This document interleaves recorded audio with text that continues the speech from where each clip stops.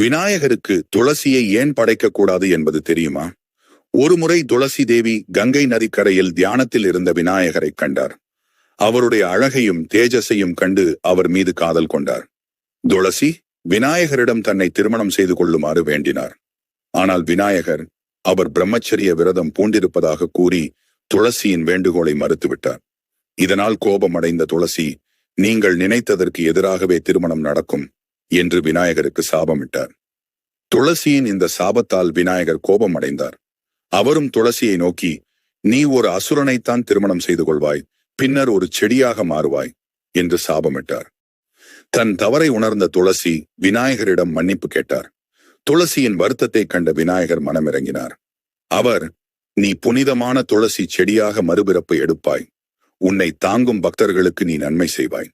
ஆனால் என்னிடமிருந்து நீ எப்போதும் விலகி இருப்பாய், என்னை உன்னால் பூஜிக்க முடியாது என்று வரமளித்தார். இந்த கதையின்படி துளசி பின்னர் ஜலந்தரன் என்ற அசுரனை மணந்தார்.